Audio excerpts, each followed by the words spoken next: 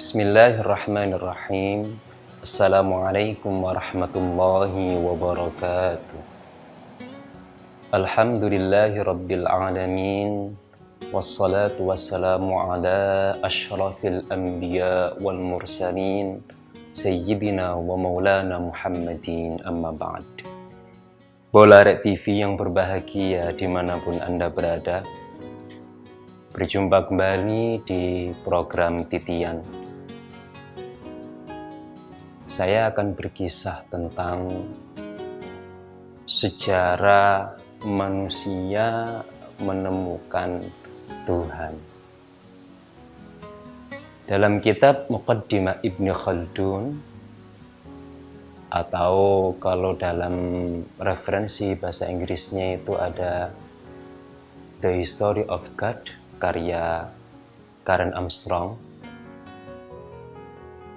Jadi ketika Nabi Adam sudah diturunkan, Nabi Adam sudah beriman pasti, dan sudah bertauhid pasti, karena beliau alumni akhirat, beliau alumni surga, dan sebagai makhluk manusia pertama, beliau tentu sangat dekat dengan Allah Subhanahu wa Ta'ala.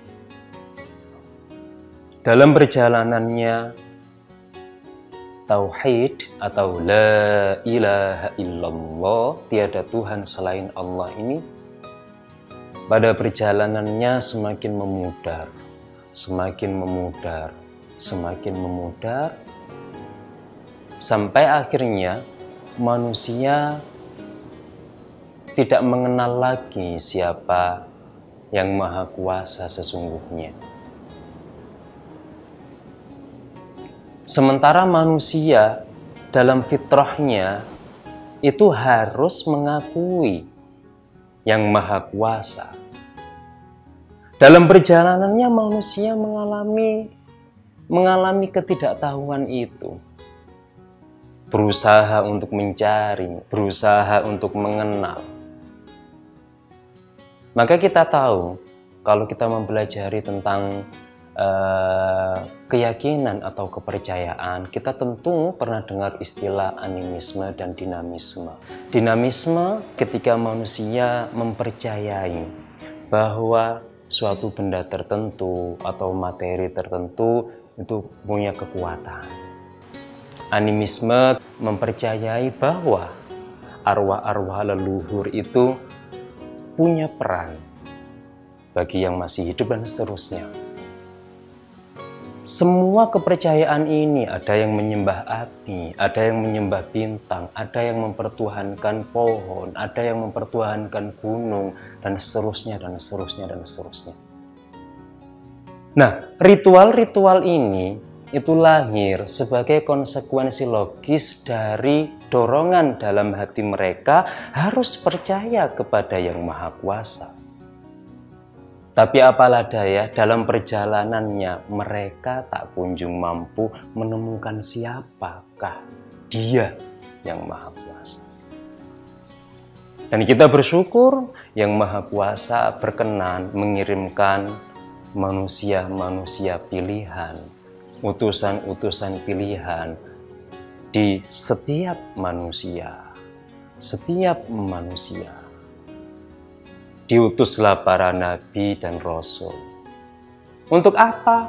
Untuk mengenalkan kepada manusia bahwasanya Dialah yang selama ini engkau cari. Dialah selama ini yang sudah seharusnya engkau idolakan sebagai Yang Maha Kuasa, bukan yang lain. Dan beruntungnya kita, kita ditakdir sama Allah Subhanahu wa Ta'ala menjadi umat dari Rasul terbaik, Sayyidul Awwalin wal Akhirin, baginda Nabi besar Muhammad Sallallahu Alaihi Wasallam.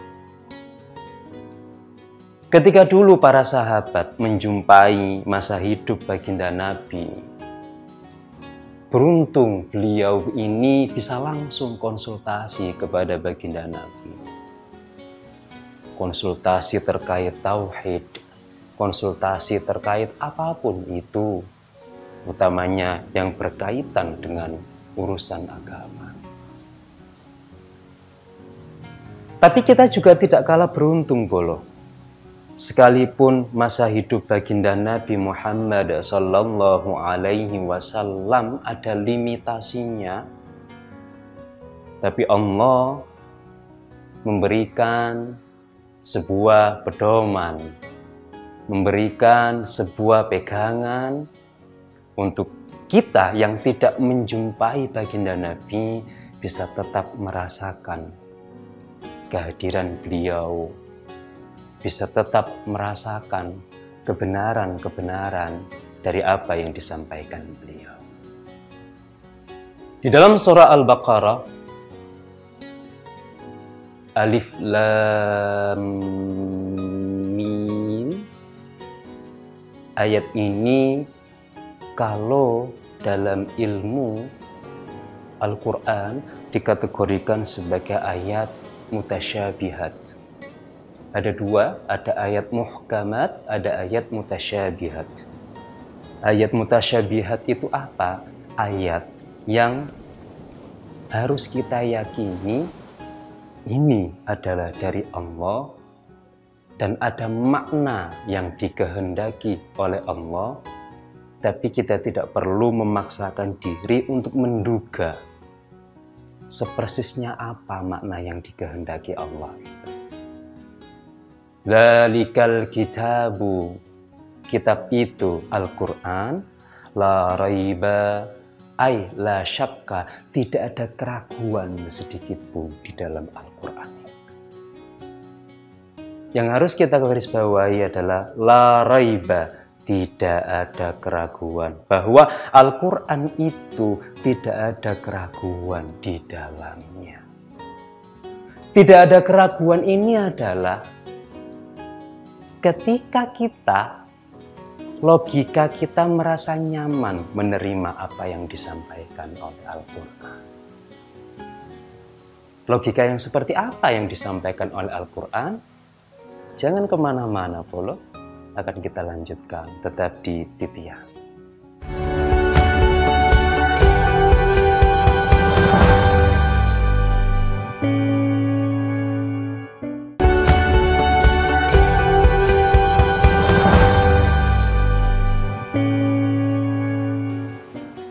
Dzalikal kitabu la raiba fihi hudal lil muttaqin. Dzalikal kitabu, kitab itu Al-Quran maksudnya, la raiba ay la syakka, tidak ada keraguan sama sekali fihi, di dalamnya.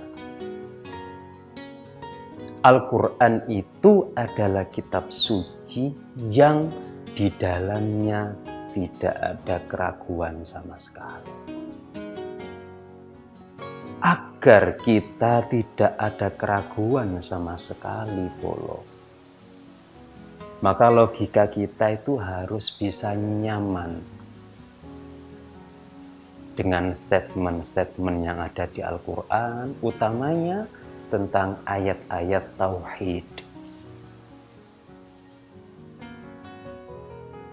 Dalam beberapa kesempatan, atas petunjuk Allah Subhanahu wa Ta'ala, baginda Nabi Muhammad Sallallahu Alaihi Wasallam itu berupaya untuk membumikan logika bertauhid itu kepada umatnya itu dengan deskripsi yang sangat apik dan sangat nyaman diterima oleh logika.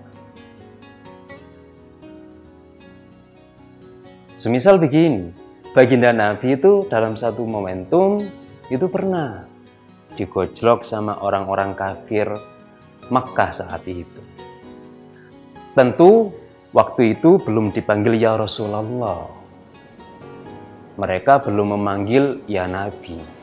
Mat Muhammad. Kita itu biasa dari dulu, nenek moyang kita itu biasa punya Tuhan banyak. Karena problem kita banyak. Problem A, kita berdoanya ke Tuhan A. Problem B, kita doanya ke Tuhan B, dan seterusnya, dan seterusnya, dan seterusnya. Loh, Tuhan yang banyak ini saja Muhammad, kita itu masih mendapati dalam hidup itu tak sepenuhnya selesai semua problem kita. Tuhanmu berapa? Satu. Apalagi cuma satu. Yang banyak aja masalah nggak kelar, kamu cuma satu. Ini yang disebutkan dalam Al-Quran, aja'alal alihata ilaha wahida. Apakah dia Muhammad ingin menjadikan Tuhan yang banyak itu Tuhan yang satu?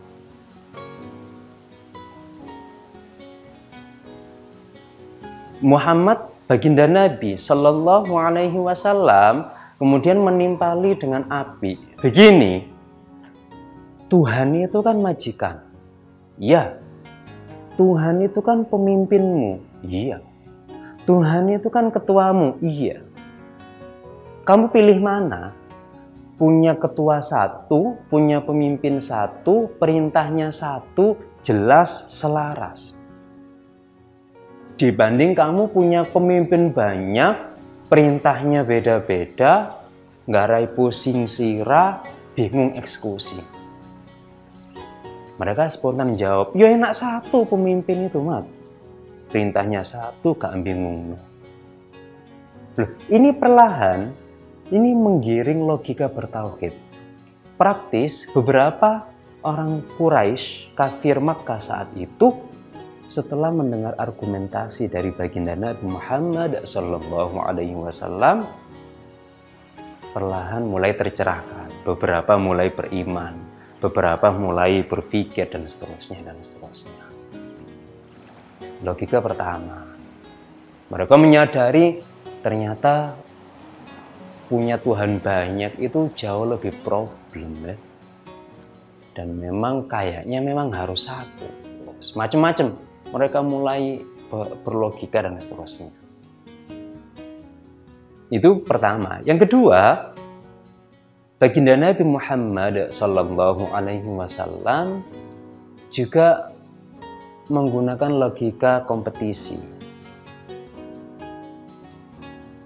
Logika kompetisi ini maksudnya begini. Jika ia dikatakan bahwa Tuhan itu mungkin lebih dari satu, dua, atau tiga, dan seterusnya, ini tentu akan terjadi kompetisi antara Tuhan A dengan Tuhan B, antara Tuhan satu dengan Tuhan dua, dan seterusnya. Semisal begini, misalkan Tuhan satu itu punya kehendak ingin menciptakan bumi, misalkan. Terus Tuhan B ya tidak berkehendak untuk menciptakan bumi. Lalu kenyataannya bumi telah tercipta. Artinya ada Tuhan yang punya kehendak menciptakan bumi tadi itu kan menang. Sementara yang berkehendak tidak menciptakan berarti kan kalah. Dan ini tentu tidak logis. Terjadi kompetisi antar satu Tuhan dalam kehendak menciptakan semesta. Kemudian setelah semesta tercipta, wah ini misalkan Tuhan itu lebih dari satu. Itu kan pasti ada yang pengen Tuhan satu, misalkan pengen musim hujan. Tuhan dua pengen gak ada musim-musiman. Wah ini tentu kacau ini. Manajemen tata semesta raya ini pasti akan kacau. Sementara yang sudah terjadi saat ini, betapa semesta raya itu sudah sangat seimbang tercipta. Ini yang disinggung oleh Allah dalam Al-Quran. Lau kana fihima alihatun illallahu lafasadata. Seandainya di dalam langit bumi itu ada Tuhan lain selain Allah, hancurlah bumi ini. Yaitu tadi, geger masalah manajemen tata semesta raya tadi. Logika kompetisi. Berikutnya adalah logika yang lebih mudah diindrawi dan juga lebih mudah difahami oleh siapapun. Logika apa itu? Jangan kemana-mana boleh, tetap di Titian.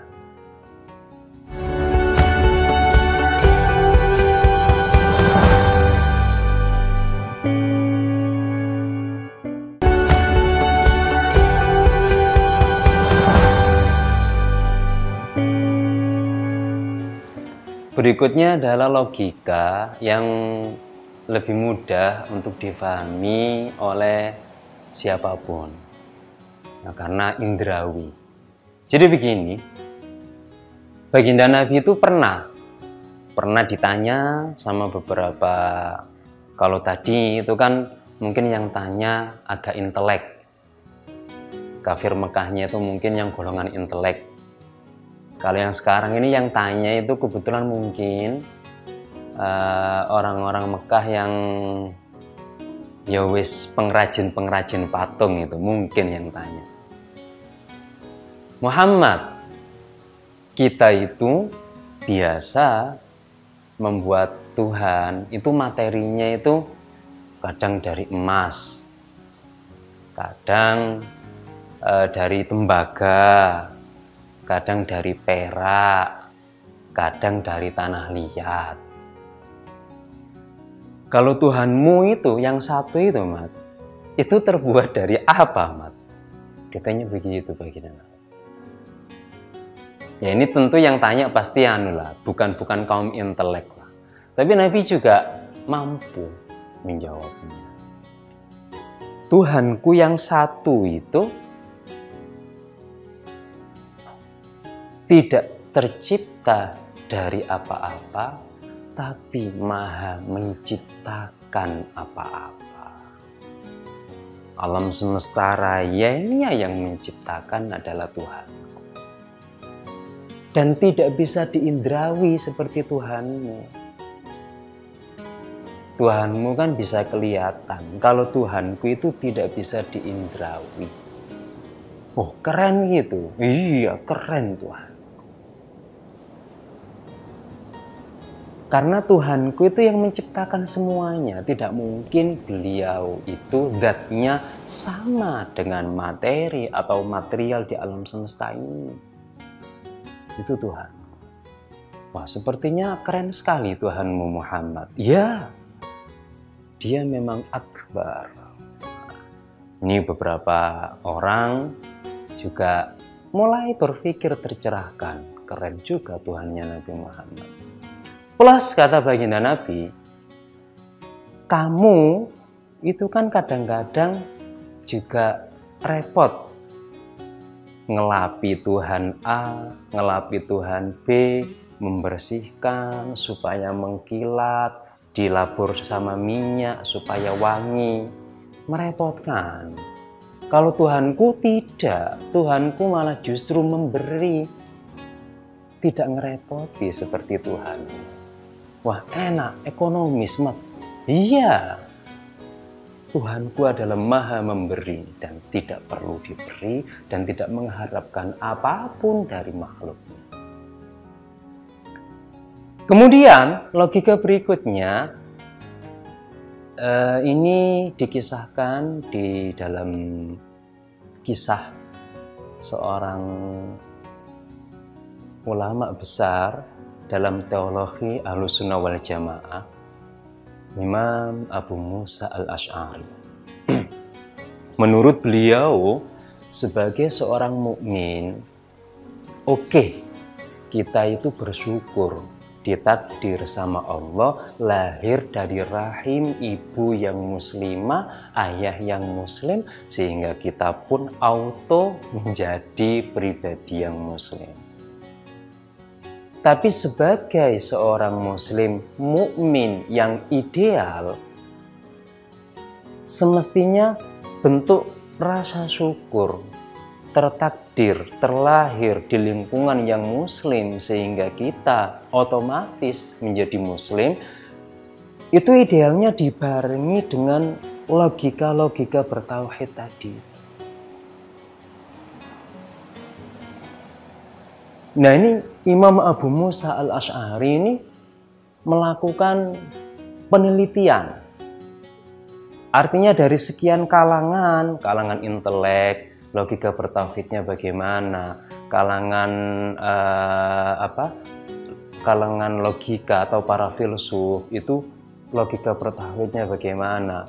Nah, ini beliau pernah menelusuri ke pedalaman, sekedar ingin tahu logika bertauhidnya mereka yang tidak berperadaban, wong desa lah katakanlah, dan tidak berpendidikan, itu bagaimana sih?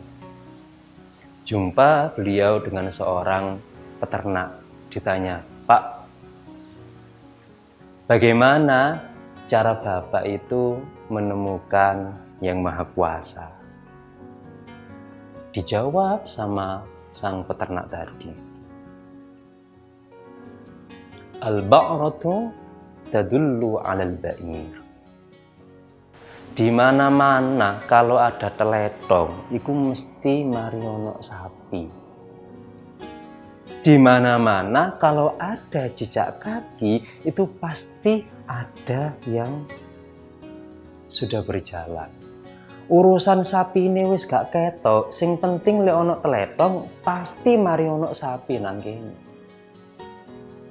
Wonge gak ketok, sing penting ono jejak, pasti mari ono wong lewat kene. Dan begitulah Yang Maha Kuasa.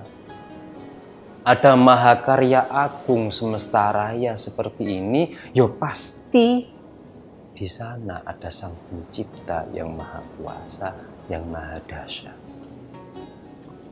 Jadi bolong, rasa syukur kita tertakdir menjadi seorang mukmin, idealnya adalah dibarengi dengan berlogika tauhid, dibarengi dengan logika bertauhid yang mapan, logika bertauhid yang nyaman.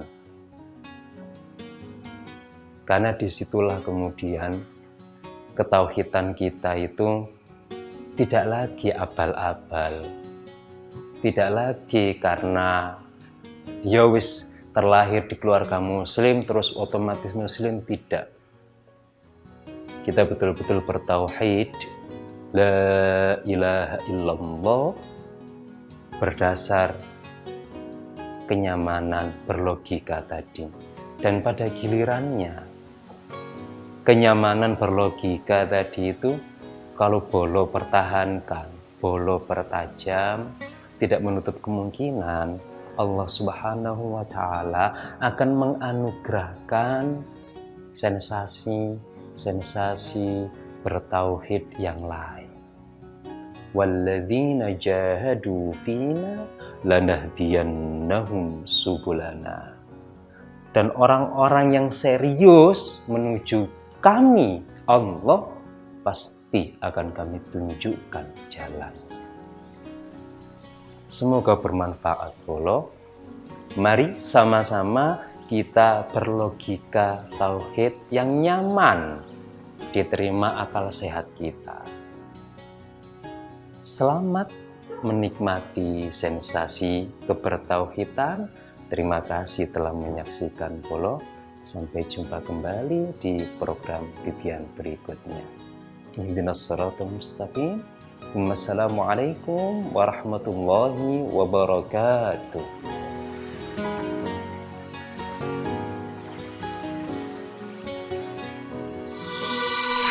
Arek TV.